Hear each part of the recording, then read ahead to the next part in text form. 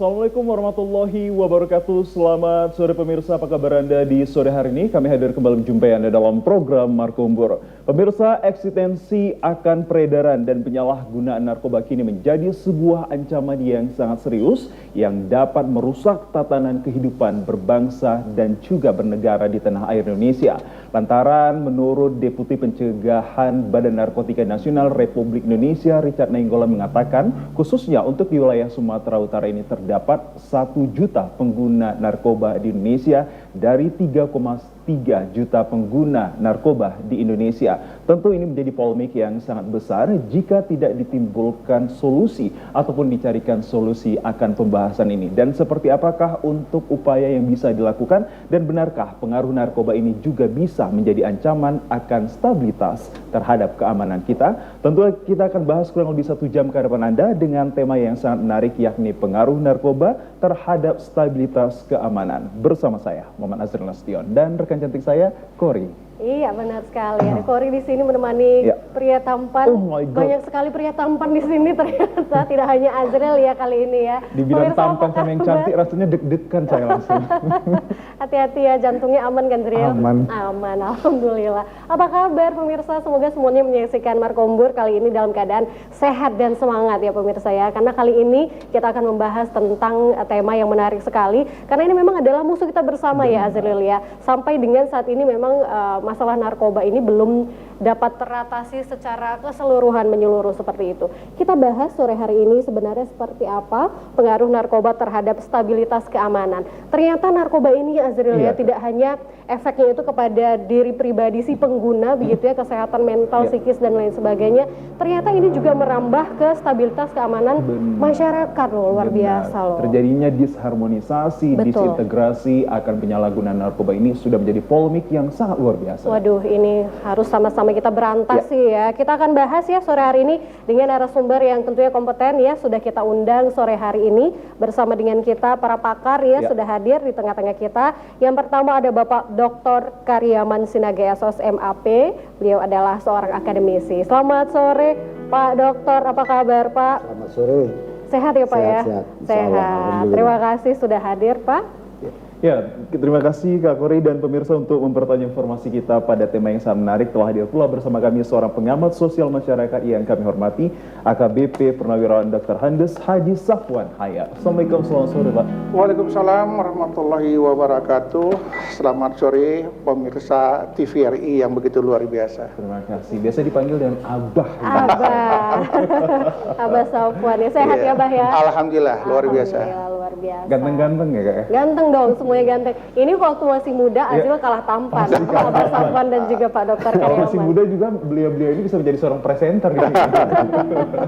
Luar biasa. Baik, ini permasalahan yang sangat mendasar sekali yang harus kita tuntaskan bersama. Karena dengan narkoba ini banyak sekali permasalahan muncul begitu ya Azril ya. Baik, kita awali dulu ya sore hari ini perbincangan kita. Saya ke pengamat dulu mungkin ya, Abah Safwan menilainya saat ini kondisi di Sumatera Utara dengan penyalahgunaan narkobanya seperti apa kondisi kita di masyarakat sebenarnya Abah? Ya, ini Ayu luar biasa pertanyaannya ya. Pengen tahu tentang Sumatera Utara. Ya, alhamdulillah sepanjang sepengetahuan saya untuk Sumatera Utara, kalau saya mengatakannya darurat narkoba. Darurat narkoba. Betul. Karena boleh dibilang hampir rata-rata pelaku kejahatan ya, itu menggunakan narkoba. Apakah dia itu begal ataukah mungkin kejahatan-kejahatan lainnya yang di jalanan, di lapangan ya, itu menggunakan narkoba. Bahkan sampai itu kadang-kadang terjadinya sebuah kecelakaan pun karena si pengemudi menggunakan narkoba. Benar. Dan itu sudah kita buktikan waktu zaman tugas dulu. Kita melakukan razia terhadap pengemudi, itu yang kita dapati terutama di angkutan umum. Itu banyak menggunakan narkoba, itu jenisnya ganja dan sabu. Para supirnya begitu Supir-supir angkutan umum ya. Itu yang kita lakukan, ada yang razia di terminal, ada yang razia di jalanan. Itu hampir setiap kewilayahan di Sumatera Utara ini melakukan razia terhadap supir yang menggunakan narkoba, dan banyak kami temukan kalau itu. Waduh. Jadi boleh saya katakan ya, Indonesia Sumatera Utara ini nomor 1 untuk permasalahan narkobanya. Jadi perlu perhatian serius, dan ini tidak bisa dikerjakan oleh BNN sendiri. Ini semuanya harus terlibat. Ya, yang pertama terlibat otomatis memang BNN, yang kedua dari pihak Polri, yang ketiga kita berharap dari pemerintahan provinsi. Pemerintahan provinsi pun bukan hanya kepala daerah, wali kota dan bupati serta gubernur, tetapi di masing-masing kepala dinas pun berperan aktif. Ya, harus ikut membantu bagaimana mencegah. Kita bicara mencegah, mencegah permasalahan narkoba. Kalau ini tidak digerakkan secara masif dan keseluruhannya, maka pemberantasan narkoba tidak efektif, tidak berjalan dengan baik. Itu yang saya lihat. Wah, pantas saja ya angkutan umum di Kota Medan itu sering ugal-ugalan ya, Azril ya. Ternyata memang mayoritas menggunakan narkoba. Angkutan umum sama kejahatan lain, termasuk begal. Kalau begal dulu, kita di stop, diminta uang, kendaraan, dan harta kita diminta. Tapi di sekarang ini, dia nggak pakai stop dulu, begitu ketemu sabet dulu, bacok dulu. Waduh, ya, begitu orangnya terkapar, maka kendaraannya diambil, barang-barang diambil. Itulah tingkat kejahatan gara-gara masalah narkoba. Jadi yang kita lihat ini belum ada keseriusan daripada pemerintah untuk membasmi narkoba, belum ada. Ini yang kita lihat di lapangan. Luar biasa sekali perspektif dari Abah ini terkait tentang narkoba yang tentunya ini tidak hanya menyisir kaum-kaum yang biasa dikatakan begal, tapi juga angkutan umum dalam hal ini supir juga menjadi bagian yang tak terlepaskan dari penggunaan narkoba. Kak Kori, kita coba beralih ke seorang akademisi, Pak Karyaman ini. Pak Karyaman mengingat bahwa beberapa media sosial dan juga informasi yang saya peroleh, seorang Deputi Pencegahan Badan Narkotika Nasional Republik Indonesia, Pak Richard Nenggolan, mengatakan Indonesia ini terdapat 3,3 juta pengguna narkoba di Indonesia, dan 1 jutanya adalah di Provinsi Sumatera Utara, yang membuat Provinsi Sumatera Utara menjadi peringkat pertama. Apa ini pandangan seorang akademisi akan hal ini? Iya, terima kasih. Yang pertama tadi tentu kita sudah sepakat bahwa memang narkoba di Sumatera Utara ini sudah jadi masalah besar. Tadi Pak Sapuan juga mengatakan sudah darurat. Dan data menunjukkan ada kita termasuk peringkat 5 besar ya, atau pertama gitu ya. Nah, jadi ini menunjukkan bahwa ini merupakan persoalan yang sangat serius yang harus kita hadapi. Menurut saya memang kebijakan itu harus betul-betul dijalankan. Yang pertama, secara nasional memang sudah ada aturan tentang penyalahgunaan narkoba, termasuk di tingkat Sumatera Utara juga sudah diadakan perda dan pergubnya. Namun yang jadi persoalan saya pikir termasuk ada regulasi lainnya yang mendukung pemberantasan narkoba ini, seperti undang-undang tentang ketertiban dan ketentraman masyarakat. Tetapi implementasi dari kebijakan inilah yang harus kita perkuat, ya. Yang pertama berkaitan dengan komunikasi di dalam implementasi, kemudian bagaimana sumber daya yang dipakai, yang dipergunakan, apakah memang sudah betul-betul siap, kemudian berkaitan dengan disposisi ya, kalau bicara kebijakan itu. Apakah orang-orang yang ditempatkan itu sudah memang mampu menjalankannya mulai dari level bawah sampai level atas. Saya pikir itu salah satu yang mendasar berkaitan dengan bagaimana menangani persoalan narkoba ini. Dan kita melihat bahwa setiap tahun perkembangan maupun peredaran hingga penyalahgunaan narkoba ini kayaknya makin bertambah. Semakin meningkat ya, semakin kasusnya. meningkat ini Pak Karyaman. Iya. Begitu juga dengan kehadiran pihak kepolisian, semakin tahun banyak nih merekrut-rekrut yang baru. Namun bagaimana ini juga tidak terhapus, bahkan terberantas dengan baik? Anda melihat seperti apa ini? Iya, jadi apa yang sudah diantar tadi, pengantar saya tadi, maka perlu diadakan, kalau dari akademisi tentu ada penelitian ini. Apa sebenarnya? Harus ada kajian yang harusnya kajian ini tentu harus direkomendasikan terhadap OPD atau APH terkait, ya, aparatur penegak hukum, untuk bisa dijalankan. Jadi ya, kita harus merevisi atau memperbaiki apa yang selama ini sudah dilakukan. Harus ada terobosan-terobosan baru ini. Seperti halnya terobosan. Misalnya untuk jabatan kepala daerah mungkin indeks kinerjanya juga harus dimasukkan ini penanggulangan narkoba ini. Jadi secara politis juga harus masuk. Jangan memang banyak kriteria lain, tapi salah satunya mungkin indeks kinerja utama, salah satunya mungkin harus dimasukkan ini penanggulangan narkoba ini untuk mengukur keberhasilan kepemimpinan di daerah maupun di tingkat provinsi. Ini saya pikir diperlukan sehingga kegiatan penyalahgunaan narkoba ini betul-betul bisa kita lawan dengan lebih baik, dengan lebih siap untuk menghadapinya karena sudah masuk kepada indeks kinerja pemerintahan juga gitu. Mungkin selain teroris, selain korupsi, ini juga menjadi bagian yang tak terelakkan dari kehidupan polemik berbangsa dan juga bertanah air, begitu ya Kak ya? Iya, Kalau saya katakan ini sangat penting dan ini harus serius. Ya, yang pertama keseriusan, yang kedua anggaran. Percuma kita serius kalau nggak ada anggaran, itu akan sia-sia belaka. Jadi pernah saya berbicara ke pemerintahan daerah Sumatera Utara, ya, saya minta ke Pak Wali Kota, Bupati, setiap ada jabatan ya daripada instansi tersebut, sebelum dia mendapat jabatan itu tes urin dulu. Iya, benar. Bagaimana seorang kepala daerah, seorang kepala dinas ingin menertibkan anggotanya yang pakai narkoba, sedangkan dia sendiri positif narkoba. Nah, jadi setiap ada rangkaian jabatan, ya, ada perpindahan, mutasi segala macam, pastikan dia terbebas dari narkoba.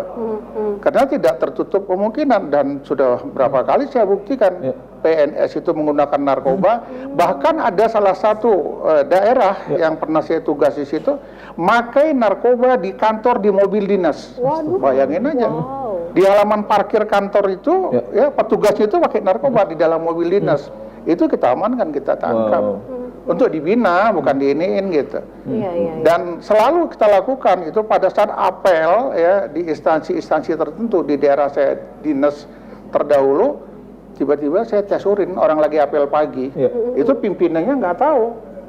Berbicara ke Pak Wali Kota, Pak mohon izin, saya akan memasuki wilayah Bapak, terutama pada saat apel pagi, itu dinas BPBD-nya itu pemadam kebakaran segala macam, saya tes urin. Satu kali tes urin, apel pagi itu bisa ketemu sampai 14-15 orang, 20 orang. Itu yang positif menggunakan narkoba. Seperti ini tindakan-tindakan yang penting, tanpa ada aba-aba, langsung ambil. Bahkan kantor wali kota juga pernah saya sergap secara tiba-tiba. Saya bekerja sama dengan Pak Kapolres, kemudian kantor wali kota itu kita kepung, kita blok, orang tak boleh masuk, tak boleh keluar. Yang di dalam kantor wali kota itu kita tes urin semuanya. Sampai dipertanyakan sama Pak Sekda, Pak Sawan kok tiba-tiba seperti gini, apa masalahnya? Saya bilang tak ada. Saya spontanitas. Wah, apakah Pak Wali Kota udah tahu? Tanya aja sama Pak Wali Kota. Dan alhamdulillahnya yang dapat malah tamunya, pegawainya bersih semua. Nah, kita kan senang. Ya, di daerah itu anggota PNS-nya bersih dari narkoba, tapi malah tamunya yang kena. Nah, itu yang pernah kita lakukan di sana. Kemudian kejadian lagi pernah, ya mungkin teman-teman para pemirsa penonton tahu semua. Yang namanya lapas itu kalau masuk ke dalam tidak boleh bawa handphone. Saya tertarik sekali pada saat berkunjung ke lapas, ingin bincang-bincang masalah narkoba. Oleh staf lapas, saya ditahan, tidak boleh bawa masuk handphone. Oke, kenapa seperti itu? Saya petugas, tidak boleh Pak bawa masuk handphone. Itu peraturan sini, oke. Ya, saya titip handphone, saya keluar, saya ketemu, akhirnya saya bincang-bincang dengan Pak Kapolres, Bang izin kita tes lapas ini Bang, kita periksa semuanya. Pada saat pemeriksaan saya dapat napi yang ada di lapas itu 113 handphone yang saya sita. Saya petugas resmi, masuk tidak boleh bawa HP, ternyata di lapas yang kami razia itu 113 handphone kami temukan. Nah, jadi kita nggak bisa bilang. Kemudian lagi masuknya narkoba ke lapas itu dengan berbagai macam cara. Ada yang via dapur, dia masuknya dari beras. Di karung beras itu disusupkanlah narkoba. Nah, kemudian ada lagi yang pakai bola voli, bola kecil, bola tenis. Di dalamnya isi narkoba, mereka dari luar ngelempar ke dalam lapas. Dan mereka sudah janjian dulu, jam berapa melemparnya, arah mana dilemparnya, nanti ada yang ngambil, yang kutip. Mendaratnya kemana? Iya, itu sudah kami lakukan. Jadi saya katakan, ini sudah luar biasa kali permasalahan narkoba. Yang kita merasa lapas itu adalah tempat yang paling aman, karena kemerdekaannya dibatasi semua, ternyata di situ paling banyak peredaran. Kita menemukan banyak barang bukti ganja dan sabu. di lapas itu. Yang kami temukan pertama di kantong baju yang lagi dijemur orang tuh. Mereka cuci baju, dalam kantong baju diumpetin narkoba. Kemudian di tong sampah tuh isinya narkoba semua. Pada saat akan terjadi digerebek mereka. Berarti sudah ada yang menginformasikan, bersihkanlah sel, dikeluarkan mereka barang. Saya cuma ngelihat saluran air saja. Ya Allah, plastik klip banyak kali beredar. Disiram pakai air, dibuang keluar biar hanyut, biar nggak nampak barang bukti ya. Tapi ternyata kami banyak menemukan barang bukti, sabu dan ganja, paling banyak ganja. Itulah yang terjadi. Jadi betul-betul permasalahan ini kita harus serius. Tidak bisa kita ditangani satu jangan orang ya, Pak, ngomong-ngomong saja. Tidak hanya satu instansi saja yang bisa narkoba ini. Semua instansi harus dilibatkan, termasuk TVRI. Betul sekali. Nah, yang menjadi permasalahan kan di sini setiap tahun ya, ini selalu ada agenda untuk pemberantasan narkoba segala macam begitu ya. Kenapa sampai sekarang ini susah sekali diberantas? Menurut bapak-bapak sekalian yang hadir di sini, apa sebenarnya permasalahan yang ada? Beberapa penyebab ya, tidak tepat sasaran. Tidak tepat sasaran. Iya. Daerah yang tidak darurat narkoba itu malah kadang dimasukin untuk bersosialisasi. Tapi daerah yang betul-betul rawan narkoba tidak masuk.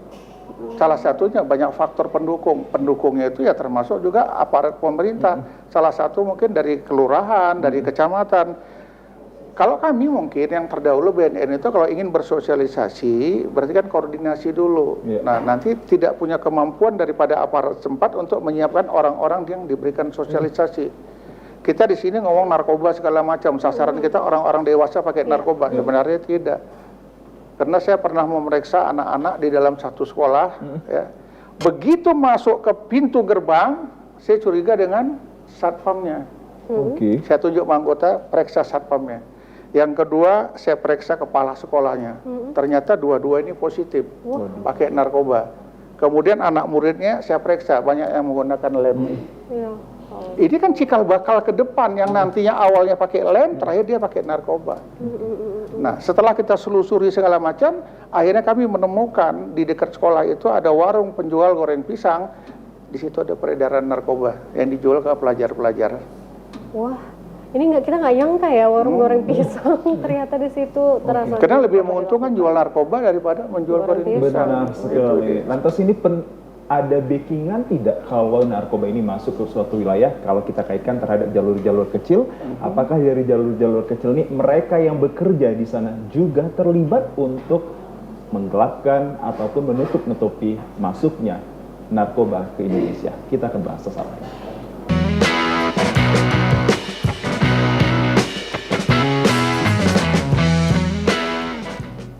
Ya, pemirsa, aksesibilitas dan relasi yang mudah untuk memberikan ataupun memperoleh barang haram ini hadir di Indonesia begitu banyak untuk kita ketahui akan hal ini. Saya kembali ke Pak Akademisi ini bahwa kalau kita berbicara terkait tentang narkoba ini, kita perlu ketahui terkait tentang aksesibilitas, peranan ataupun relasinya ini begitu kuat untuk hadirnya narkoba, Pak. Anda melihat bagaimana terkait tentang aksesibilitas yang sangat mudah untuk seseorang yang mendapatkan narkoba di wilayah Sumatera Utara? Iya, terima kasih. Tadi juga ditanyakan sejalan dengan pertanyaan Kak Ayu tadi, Bu Ayu, bahwa bagaimana ini solusinya ya. Saya pikir tadi sistemnya ya. Jadi yang pertama tadi berkaitan dengan komunikasi harus diperbaiki. Bagaimana pemahaman edukasi terhadap warga tentang narkoba, tentang penyalahgunaan narkoba, tentang dampak yang ditimbulkannya, itu harus nyampe ke masyarakat sehingga itu akan memberikan pemahaman yang jelas dan harus memberikan kemudahan di dalam mengakses apa yang menjadi pemberitaan berkaitan dengan narkoba. Kemudian tadi sumber daya juga sudah dipertegas oleh Pak Safwan, memang anggaran harus dipersiapkan atau segala fasilitas yang diperlukan untuk penanggulangan narkoba ini harus dipersiapkan. Karena ini kan sudah seperti kita prioritaskan, menjadi salah satu prioritas. Kita mau bangun SDM di demografi 2030, bonus demografi Indonesia Emas 2045, tapi kalau penanganan narkotika ini nggak bisa kita atasi, saya pikir ini akan banyak generasi kita yang rusak. Sehingga kita menjadi tidak punya kemampuan sebagaimana yang diharapkan. Yang ketiga tadi sistem perbaikan tentang disposisi. Disposisi tadi juga ada disinggung bahwa bagaimana menempatkan orang-orang yang harus punya kompetensi di dalam penanganan ini, termasuk jabatan-jabatan strategis ya Pak Safwan ya. Ini harus diberikan kejelasan tentang kemampuan dia, keseriusan dia, integritas dia untuk tidak terlibat kepada narkotika tadi dan segala jenisnya. Nah, jadi saya pikir kalau berkaitan dengan akses tadi yang ditanyakan Pak Asril tadi juga memang posisi kita ini sangat mudah ya. Sumatera Utara ini sangat strategis, sangat dekat dengan berbagai wilayah negara lain dengan luas pantai yang cukup banyak, sehingga ini menjadi tantangan yang makanya tadi harus ada evaluasi, harus ada kajian, dan melalui kajian itulah akan diadakan kebijakan-kebijakan baru, keputusan-keputusan baru, pengambilan keputusan yang dilakukan berkaitan dengan sistem apa yang harus diperbaiki, apa yang harus dirubah. Itu harus diidentifikasi sehingga penanganannya itu nampak progresnya. Ya, tidak jalan di tempat. Saya pikir itu dulu. Baik, terima kasih. Dan ini menjadi atensi luar biasa sekali bahwa Sumatera Utara ini dikenal menjadi salah satu pintu masuknya narkoba. Banyak jalan-jalan kecil yang kiranya ini mendapatkan penanganan harus jelas dan juga konkret, namun diletakkan orang-orang yang benar ada kejujurannya. Betul sekali. Sekarang kita minta di-spill ya sama Pak Safwan ya. Ini sebenarnya jalur-jalur penyelundupan ini ahlinya Pak Safwan. Ini boleh Bukan dikasih tahu ke ahlinya. masyarakat Pak Mungkin ayo sedikit banyaknya saya tahu ya. Sebanyak sepengetahuan saya ya, yang lalu-lalu betul ya, masuknya narkoba itu paling gampang, paling mudah lah dari perairan. Dari perairan? Dari perairan ya. Salah satu contoh mungkin ada kapal barang bawa narkoba berhenti di tengah. Nah, ini dia tidak masuk pelabuhan narkobanya, karena ada kapal-kapal kecil yang menjemput. Kemudian dibawa ke Paluh-Paluh, jadi mereka kerjasama dengan para nelayan. Jadi ada nelayan yang ke laut tapi tidak nangkap ikan, tapi pulang daripada tengah laut itu dia bawa narkoba, nanti ada yang jemput.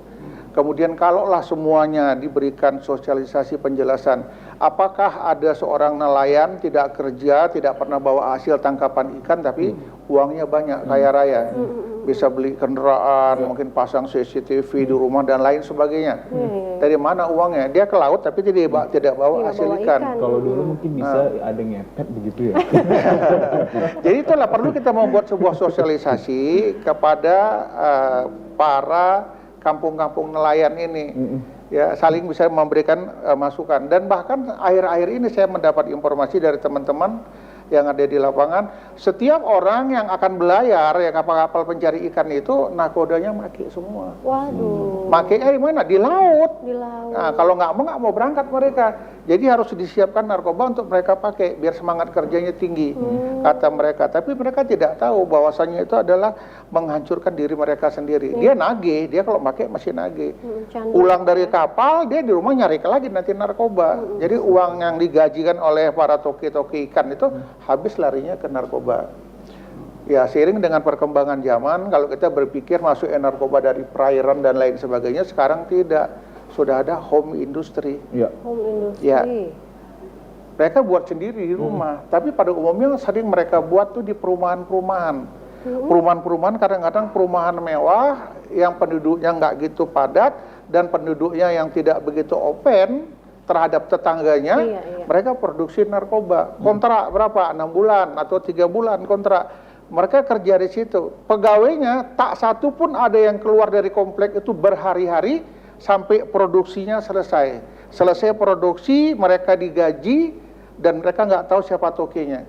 Kemudian barang-barang diamankan, mereka pergi meninggalkan yang sudah mereka kontrak itu. Jadi kita nggak tahu siapa yang punya, siapa yang kerja, kita nggak akan tahu. Karena memang safety betul dibuat mereka. Masuk kerja tidak keluar rumah, berminggu-minggu. Memproduksi barang, begitu barang selesai dibawa keluar, kemudian barang-barang alat dibawa keluar, baru pegawainya digaji disuruh pulang. Jadi mereka nggak tahu yang diproduksi itu dibawa kemana, mereka nggak tahu. Nah, itu yang sudah terjadi saat ini. Jadi kita nggak bisa berpikir lewat mana diseludupkan narkoba ini, karena sudah hampir rata-rata sekarang home industry. Jadi kalau sekarang ini, kami dulu kan kalau nangkap 1 paket 2 paket kami udah hebat. 1 gram, mungkin 500 gram, kami udah prestasi luar biasa. Tapi sekarang malu.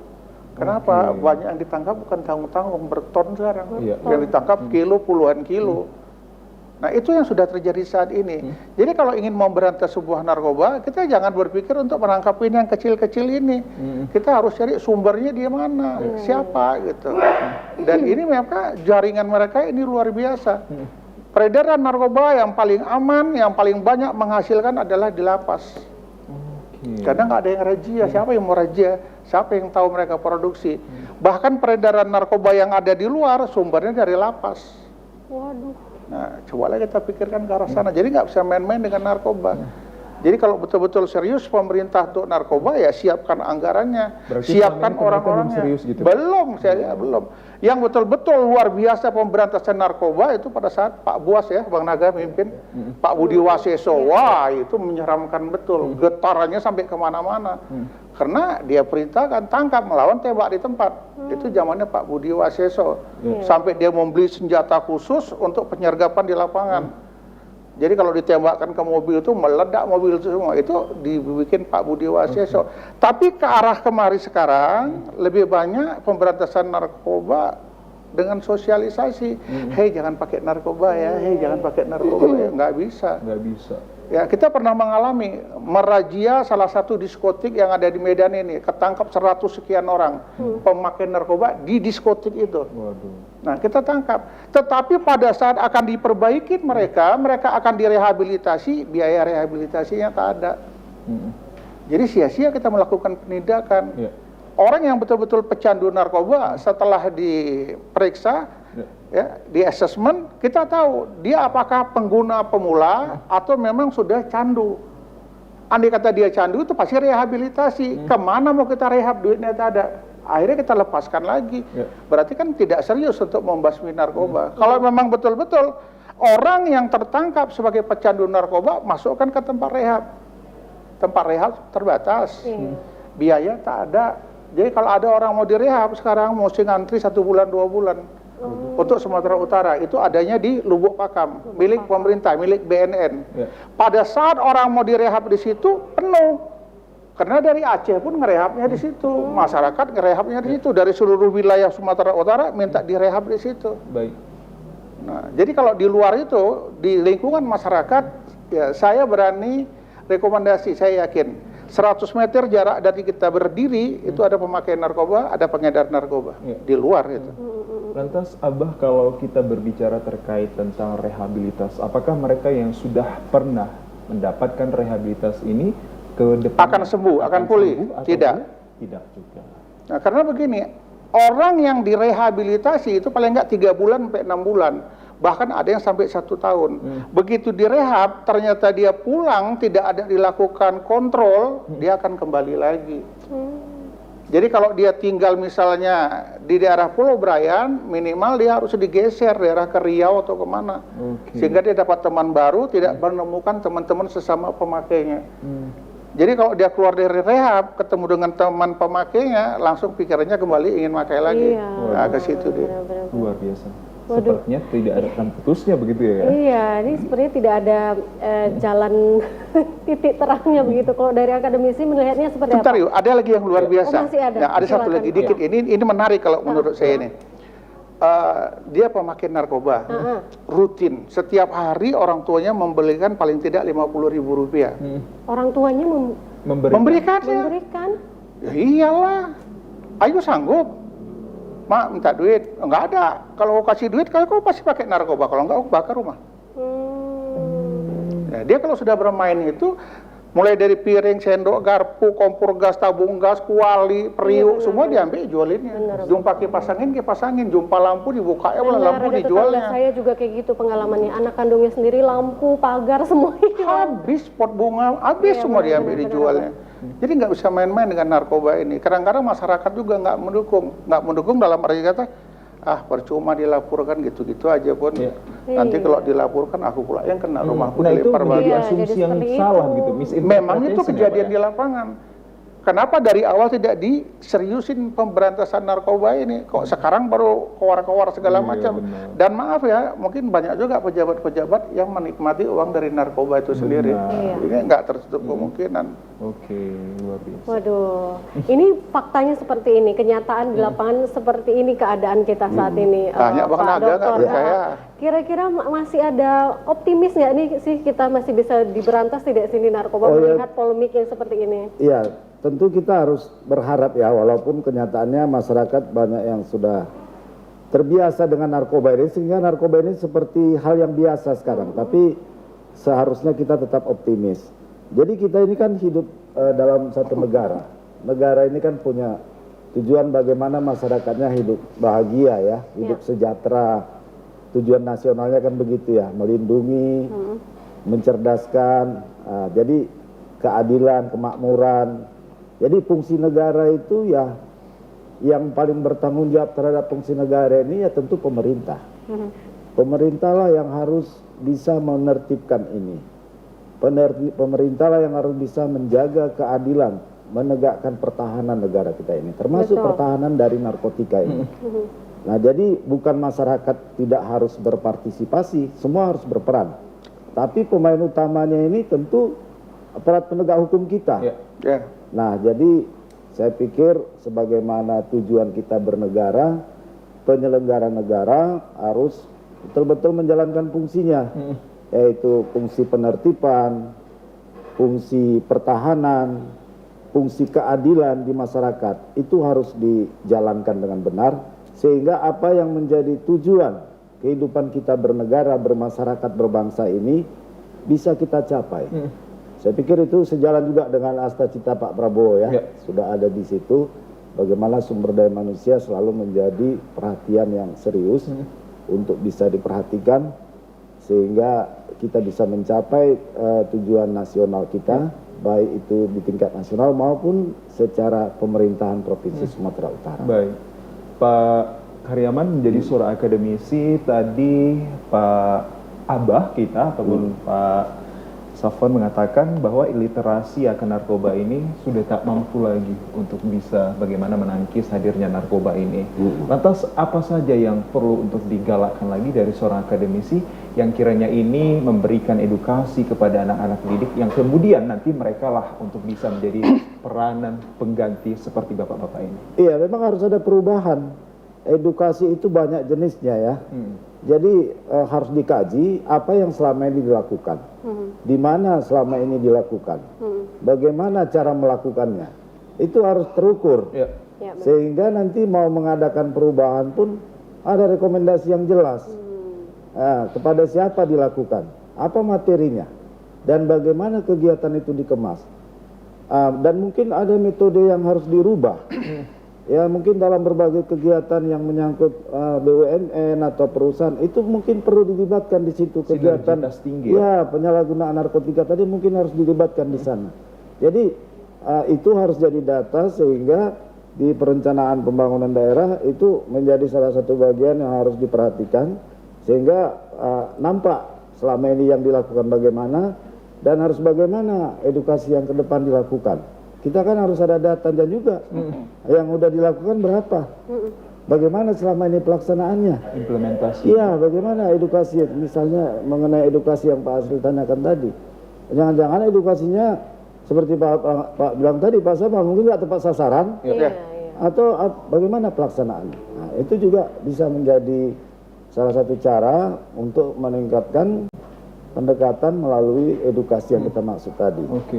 Dan ini Jadi masalah ini tak luput juga dari masalah anggaran. anggaran. Iya. Termasuk Salah satu contoh ya pernah saya buat tuh di era pada saya aktif di BNN, setiap orang yang akan masuk ke universitas favorit, ya kita minta itu wajib tes urin. Oke. Kenapa? Ini untuk mencegah. Sampai saya buat pernah di Binjai, saya menjabat kepala BNN Binjai, saya kerjasama dengan wali kota. Setiap orang yang mau nikah wajib tes urin. Bukan menghalangin orang untuk menikah, tidak. Tapi untuk memberikan penjelasan orang yang nikah ini pasangannya tahu dia pecandu narkoba. Iya. Biar para orang tua mertuanya tahu ternyata anaknya pecandu narkoba. Nah, jadi untuk mau menuju ke era pernikahan itu mereka membatasi sendiri untuk tidak pakai narkoba. Mau tak mau. Iya. Kalau tidak akan ketahuan. Nah, begitu juga yang lain-lainnya. Orang mau masuk PNS wajib tes urin, orang mau dapat jabatan wajib tes urin, orang yang mau dimutasi wajib tes urin. Ini menyangkut masalah anggaran. Kalau ini tidak dilakukan, saya yakin dan percaya nanti pemerintahan Indonesia ini jebol. Oke, baik, begitu pula stabilitas keamanan juga bisa jebol. Secara begitu ya? otomatis. Baik, luar biasa sekali untuk kita akan hal diskusi menarik ini. Masih ada pemirsa sesi-sesi berikutnya untuk kita diskusikan lebih menarik pula terkait pengaruh narkoba terhadap stabilitas keamanan yang kiranya nanti kita akan bahas terkait tentang meningkatkan kriminalitas, melemahkan masyarakat dan mengancam ketahanan nasional serta dampak-dampak kerugian lainnya. Kami akan hadirkan usai jeda pariwara berikut ini. Ya, pemirsa, upaya sistematis untuk dapat mengurangi produksi, distribusi hingga peredaran narkoba di kalangan kehidupan masyarakat dengan cara melalui pemberantasan narkoba itu sendiri. Atas seperti apakah pemberantasan narkoba yang sangat efektif dilakukan untuk bagaimana upaya bisa menghilangkan peredaran ataupun penyalahgunaan narkoba ini, kita akan bahas masih kedua dengan narasumber kita ya Kak Kori, begitu ya. Benar sekali. Kita mulai dari Pak Akademisi terlebih dahulu. Ini upaya pemberantasan yang sistematis agar dapat mengurangi produksi, distribusi hingga peredaran narkoba ini seperti apa Pak Akademisi menurut Anda? Ya, terima kasih. Jadi sebagaimana tadi kita diskusikan bahwa komunikasi yang berupa edukasi tadi itu metode pendekatannya harus diadakan perubahan atau metode pendekatan komunikasi yang berbeda dari yang sebelumnya. Atau mix method begitu Pak, Karena harus kita akui ini sepertinya gagal gitu. Komunikasinya ini gagal. Kemudian yang kedua tentu berkaitan dengan anggaran. Nah ini political will mungkin ya, atau itikat baik dari pemerintah daerah, kemudian OPD terkait. Ini harus bisa melakukan penganggaran kolaborasi gitu atau bagaimana skema yang dilakukan. Sehingga penanganan ini betul-betul bisa di-cover lah pendanaannya. Dan tentu kegiatannya harus terukur tadi. Sebagaimana kita sampaikan, berkaitan dengan politik juga ini menjadi indeks kinerja utamanya kepala daerah mungkin. Sehingga ini tidak lupa gitu, tidak sampai ketinggalan.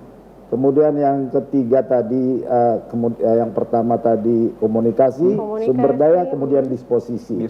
Jadi penempatan orang-orang tadi yang sangat jelas tadi dari Pak Sapuan bahwa untuk orang-orang penting, ya sapu yang kotor nggak bisa bersihkan apa ya kira-kira gitu. Jadi orang-orang yang ditempatkan, ditugaskan terkait dengan penanggulangan narkoba ini memang orang-orang yang harus berintegritas, yang punya nilai-nilai yang kuat, nilai-nilai kejujuran, nilai-nilai keberanian, ya, sehingga dia betul-betul bisa menjalankan tugas ini menjadi orang yang betul-betul menjadi pahlawan untuk bisa memberikan dampak yang jelas untuk penanggulangan narkotika. Dan tidak terlibat akan hal itu pula. Dan gitu tidak akan terlibat ya tentunya. Saya pikir itu sistem yang harus dibangun untuk bisa mengantarkan kehidupan bangsa kita, wilayah Sumatera Utara kita, bisa menuju kepada tatanan yang lebih baik, tatanan baik sebagaimana tujuan kehidupan kita berbangsa, bernegara, tujuan kehidupan kita untuk mendapatkan perlindungan, ya, mendapatkan kesejahteraan, kebahagiaan, keamanan bagi masyarakat. Nah ini kita teringat dengan janji-janji pilkada masa kemarin ya Zil ya. Seluruh kepala daerah pasti diisi visi misinya itu selalu ada narkoba. Hampir tak ada visi misi kepala daerah, hampir tidak ada mencerita masalah narkoba. Betul, hampir tidak ada. Kalaupun ada, hampir tidak lupa ini memang. Betul. Kali Kak Klorin moderatornya juga. Iya, betul. Saya setuju dengan yang disampaikan Pak Naga ya. Dalam arti kata kita nggak bisa main-main dalam pemberantasan narkoba. Kembali lagi menyangkut masalah anggaran. Anggaran kita mungkin dikasih uang jalan mungkin 100 ribuan ya untuk sekali jalan. Tapi bandar narkoba berani ngasih 500 ribuan. Mungkin dalam 1 minggu bisa ngasih 1 juta, 2 juta. Tergoyah sedikit ya Pak ya? Jadi bagaimana mau terima uang jalan yang dari kantor 100.000 atau terima dari bandar narkoba? Tergantung siapa orangnya. Itu yang kata Pak Naga. Integritasnya Harus ada tadi. integritas. Jadi saya ingin menyampaikan ya, pernah kami mengadakan sebuah pemberantasan narkoba di kampung narkoba. Ini cukup terkenal di Sumatera Utara, bahkan di Indonesia. Kampung Kling. Kampung Keling. Kampung Kling itu gelarnya dulu kampung narkoba. Kampung Nah, itu Batas, betul-betul peredaran narkoba itu tak bisa diberantas. Siapapun yang masuk ke wilayah itu dia gagal. Begitu masuk, masyarakat mengeluarkan kursi, meja, segala macam, dan pintu gang di situ ada mungkin 100-200 jalan alternatif untuk keluar. Bagaimana menghindar dari tangkapan. Begitu ada polisi mau coba ngintai, yang dalam sudah tahu semua. Semua sudah bersih, sudah rapi. Bagaimana membersihkan yang dalam? Ya, jangan anggar seorang aparat hebat dengan senjatanya, nggak jalan. Nggak jalan. Jadi betul-betul harus punya pemikiran yang matang. Nah, pada saat itu kami bekerja sama dengan USU. Saya menghadap ke USU, ketemu dengan rektor, Profesor Ningrum, kita bicara. Saya memanfaatkan USU untuk mengetahui kenapa bisa terjadi kampung narkoba di daerah itu. Kalau polisi yang masuk tahu, kalau BNN yang masuk mereka tertutup. Dan akhirnya orang USU membuat tim, mereka ngontrak rumah di dalam itu untuk mengadakan penelitian. Kenapa sampai ibu-ibu mendukung peredaran narkoba di situ? Karena dia jualan aqua, jual Indomie, jual kopi segala macam. Satu hari peredaran uang narkoba 1 kali 24 jam di kampung itu bisa 500 juta lebih. Satu malam, satu hari peredaran. Karena semua, bahkan ada yang nyewakan bong untuk dipakai. Dan rata-rata yang masuk hanya pakai, habis itu keluar. Pakai, keluar. Kalau kita mengadakan penangkapan, kita razia, tak terbukti dia bawa narkoba, tapi dia memang positif narkoba. Orang yang tidak punya barang bukti nggak bisa ditahan. Akhirnya beliau cuma dibina, dilepaskan. Tetapi orang keluar masuk, dari mulai supir taksi, angkutan segala macam, orang masuk pakai keluar, orang Bebas masuk pakai begitu keluar. ya? Ini luar biasa. Setelah kita menggunakan, memanfaatkan USU, itulah baiknya USU dulu, dibantu anggaran. Karena saya tahu di USU itu untuk kegiatan seperti ini ada 15 miliar lebih kurang. Disisihkanlah dana itu dengan izin rektor, kita bermain di situ sehingga kita tahu di mana kelemahan-kelemahan aparat untuk masuk ke dalam. Dengan adanya USU kita tahu pengedarnya si anu kita tahu. Jadi sasaran penangkapan jelas. Kalau kita masuk, kita grebek, dia keluarnya di sungai. Masuk ke sungai semua, karena berbatasan dengan sungai. Tetapi kita buka dinding-dinding rumah itu isinya sabu semua. Kita nggak bisa bilang kecil, itu cukup besar itu. Untuk di wilayah kampung kubur itu, namanya kampung narkoba. Dulu mungkin bekas kuburan ya, dibilang orang kampung kubur. Nah, jadi akhirnya dibuat menjadi kampung bersih narkoba. Nah, yang jadi permasalahan, orang yang baik-baik tinggal di situ terimbas. Nah, salah satu contoh, Ayu tinggal di situ. Ayu tamat kuliah, sarjana, mau kerja, tinggal di mana? Kampung Keling, kampung kubur. Nggak usah lah, daerah narkoba itu. Image-nya sudah Nah, jadi anak-anak yang tinggal di situ ya terganggu untuk perkembangannya keluar. Image orang udah berbeda. Jadi kalau ngelamar kerja kemana-mana sering ditolak orang. Karena dia kampung narkoba. Dia mau melapor pun nggak mungkin. Karena dia bersih sendiri, dia lapor, nggak ditanggapin. Mungkin masyarakat ribut sama dia. Karena cari makan orang di kampung itu dari peredaran narkoba. Sewakan bong, jual aqua, jual Indomie, dan jual lain sebagainya. Itulah kejadian. Tapi sekarang saya tak tahu seperti apa lagi itu kampung kubur. Luar biasa sekali. Waduh, luar biasa sekali pengalamannya Abah ini, sangat luar biasa, membuka mata kita semuanya bahwa inilah yang sedang terjadi. Tidak baik-baik saja ya. Mudah-mudahan kita masih tetap optimis seperti kata akademisi tadi, harus tetap optimis bahwa ini bisa dapat diberantas ke depannya. Mudah-mudahan, amin. Luar biasa sekali. Dan tanpa terasa juga Kak Kori dan pemirsa, kita sudah berada di ujung segmen. Sebenarnya kita sebagai pembawa acara ini ingin lebih panjang lagi, namun waktunya kurang ya. Kita coba untuk mendapatkan perspektif sebagai closing statement dari akhir perjumpaan kita ini. Apa yang perlu lagi dilakukan selain katakan lapor, edukasi, dukung atau tolak narkoba, Pak Akademisi? Iya, jadi di dalam program pemerintah tentu harus ada berbasis data ya. Jadi penelitian itu harus dilakukan, kajian atau berbagai pendekatan ilmu pengetahuan, sehingga itulah nanti yang akan dibawa ke rencana pembangunan. Jadi ada rencana pembangunan 1 tahunan, ada 5 tahunan, atau ada jangka panjang. Nah itu harus dimasukkan perencanaan tentang penanganan ini. Karena kalau ini tidak dilakukan, maka program ini tidak akan berjalan. Karena di pemerintah tidak bisa dilakukan dengan waktu yang singkat, tetapi harus direncanakan. Nah, jadi itulah saya pikir salah satu bagian yang harus diperhatikan dan pada akhirnya closing statement saya menyampaikan bahwa kita semua harus bersemangat, bersinergi, kita jangan sampai hilang harapan, jangan hopeless, tapi hope ya, berharap bahwa ini bisa kita lakukan. Terima kasih. Terima kasih Pak Dokter. Mungkin singkat saja dari Singkat saja Abah. Pak, kita waktunya sudah. Ya baik, terima kasih. Kalau saya diminta singkat satu aja, saya kembali tetap masalah anggaran, kemudian keberanian aparat untuk melakukan penindakan. Kalau dia berani menindak, tak ada anggaran, ini tak jalan. Dan yang terakhir, ya kalau bisa kembalikanlah BNN kota, kabupaten kota seperti masa-masa lalu. Mereka diberikan wewenang untuk melakukan penangkapan dan pemrosesan daripada berkas. Jadi tidak dipusatkan, setiap penangkapan segala macam harus provinsi. Jadi tidak punya wewenang, tidak punya gigi lah BNN kabupaten kota ini. Baik, terima kasih kami ucapkan atas kehadiran yang sangat luar biasa dari Abah Safwan dan juga Pak Karyaman yang telah berbagi perspektif dalam judul pengaruh narkoba terhadap stabilitas keamanan. Akhir kata, saya Muhammad Azhar Nasution. Dan Kori pamit undur diri, semoga ini bermanfaat ya untuk kita semua. Dan sebelum kita pamit undur diri, kita masih akan dihibur oleh teman-teman kita dari Nero Band. Sampai jumpa.